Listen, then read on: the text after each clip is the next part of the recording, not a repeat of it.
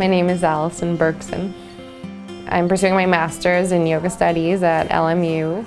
I've been teaching yoga for about a year and a half. I was having some sort of like existential moments where I felt really out of body and I didn't feel like I was like connecting with myself like in a very physical way. And when there was a studio by my house that said 1 week free, and I said, why not? It's walking distance. And I tried, and that was it. And then I think I took a class every day after that for almost a year. It feels great, right? I discovered Jainism through Chris Chappell.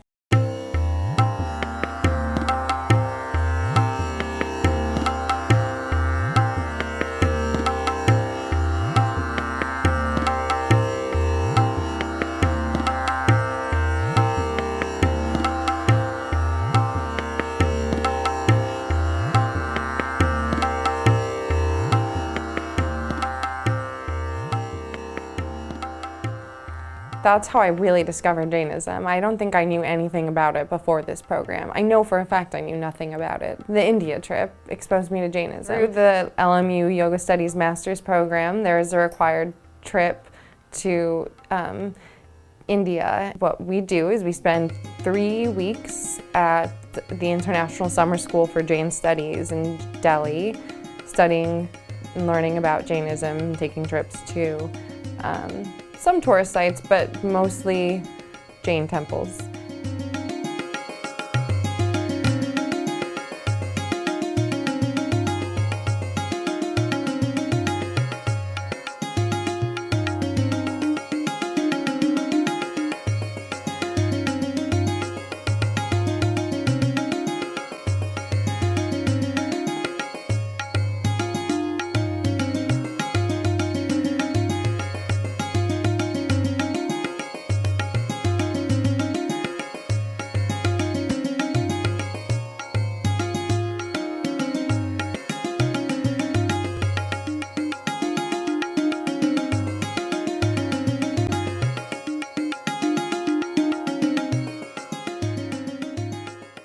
So I was really liking Jainism. I think what I was actually enjoying was just the environment where conducive to studying, where I thrive in environments where it's pretty disciplined and there's not much to do but study.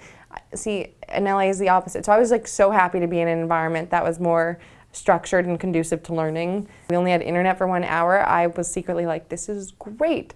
Like, this is wonderful, because it was so easy to just take in all your education. One day during lunch, I was talking to Chris, my professor, and I said, I really like Jainism, I want to learn more, like how can I come back here, how can I study more Jainism? And he was just like, oh, go talk to her over there. So instead of going home, I took all of my stuff with me to Loyola, and then I was there. I was in Loyola, Rajasthan, which is it's in the west, and it's like 2 hours away or 3 hours away from the Pakistani border. So it was hot. And I stayed there for 3 weeks. And that was primarily Shvetambara. Jainism is divided into 2 major sects, the Shvetambara, which is white clad, and then Digambara, which is, well, air. They wear air. They don't wear anything. If you're fully enlightened, you don't wear anything. You renounce all clothing, but the Shvetambara sect believe that you don't have to renounce clothing to be fully ascetic. The Digambara monks don't wear clothes. So it's weird. The first time I was like, oh my gosh. And then after that, you just get so used to it. It just stopped being a big deal. Acharya Tulsi, Acharya is like the head monk of this specific branch of Jainism, Shvetambara Theravada.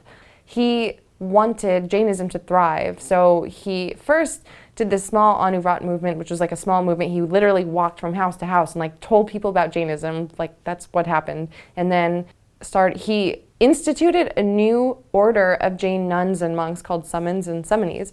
And essentially what a Samani is, they're a Jain nun who is allowed to travel by mechanical vehicle. That allows them to fly internationally, to lecture and teach people who don't have any exposure to Jainism about Jainism. I was alone in the desert with with somebodies who were taking care of me, and they were just as fascinated with me as I was with them, and it was just kind of interesting.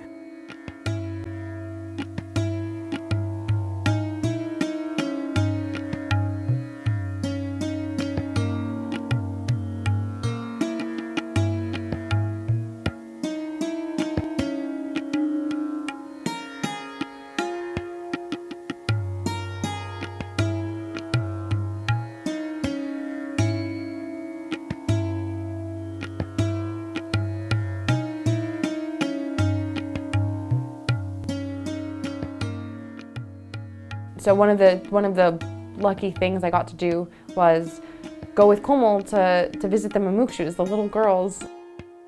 The Mumukshus are another sect that Acharya Tulsi had instituted, and essentially what the Mumukshus are, they're little girls and boys, but mostly girls, who are training, who are in school, who have decided to renounce the worldly life to become an ascetic, either a samani or a sadhvi.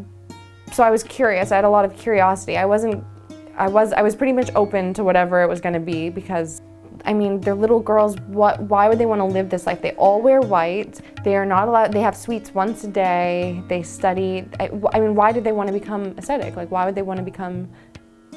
What 6-year-old wants to become a nun? Like, that just didn't. I just didn't understand that, and I don't know. Their imaginations are so big, and you just feel their imaginations, and you feel their spirit, like their energy. I don't know. It's so pure, and they're just smiling. They're so smiley, and they're so wondrous. And it's not, it's like there's something about their imagination, and I don't want to say preserved because I don't like that word, but it's just still there. It hasn't been fuddled with or messed with. Just that quality, sometimes I feel is just lost in more industrialized environments, and I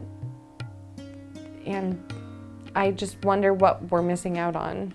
And if we could like cultivate that quality or nurture that quality here, I think there would be something gained.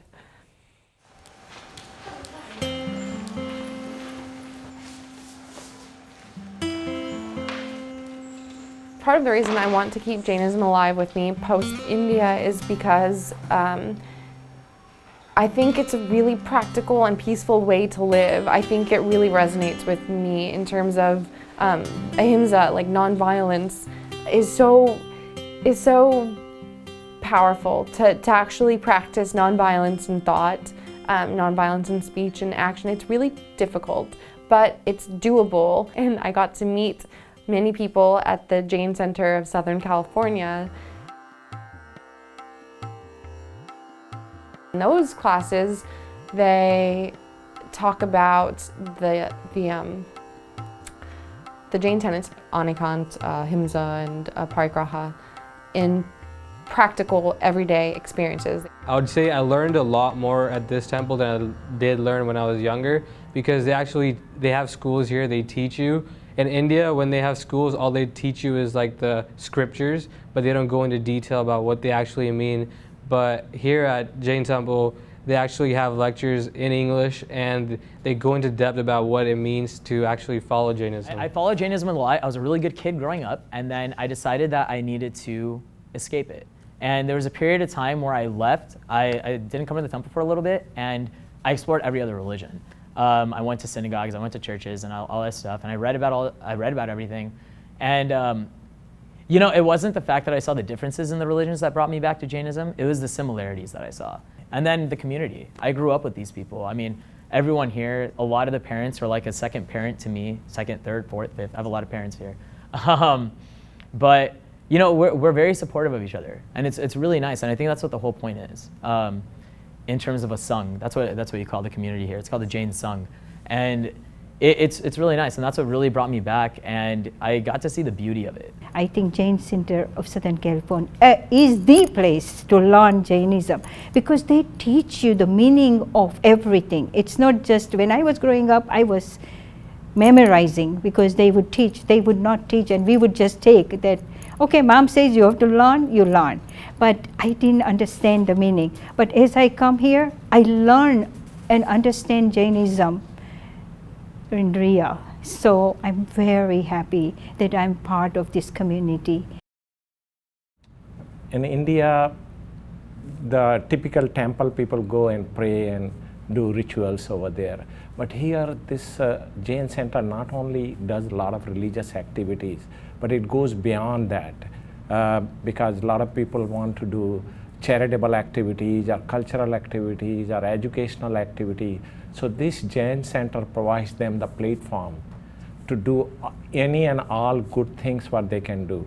There are three major principles of Jainism, or three founding philosophical tenets from which you can sort of flesh out the rest of the philosophy, and that's Anekantvada, Ahimsa, and Aparigraha. Stick to practicing three basic principles in the most simple manner.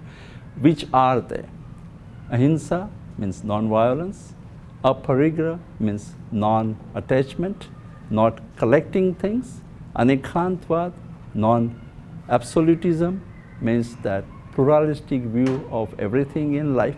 Anekantvada. Anekantvada is what we all should learn, I feel, because everybody has an opinion and we should learn to respect that. Anekantvada, because you see, every religion is a good religion. Just be a good human being. Don't hurt anybody's feelings. Don't hurt any human being and or animals, because every life is important. The Jain religion is the most relevant religion of this time, this place, this time in the humanity, because the problem the humanity is going through, that the Jain religion has the most powerful solutions. The number one is like ahimsa, means non-violence. Not only the non-violence to the other human beings, but to the whole universe, even the micro insects. The second one is the aparigraha, and the literal meaning of the word aparigraha is the non-attachment. And you live the life, you collect all the wealth, but you are not attached to it. Anekantvada, a few other speakers spoke about it. And the literal meaning of the word anekantvada is that truth has a million faces, and all of them are true. So the Jain religion teaches that it's like you're looking at the thing, and depending on which angle you're looking at, and each one of it is true.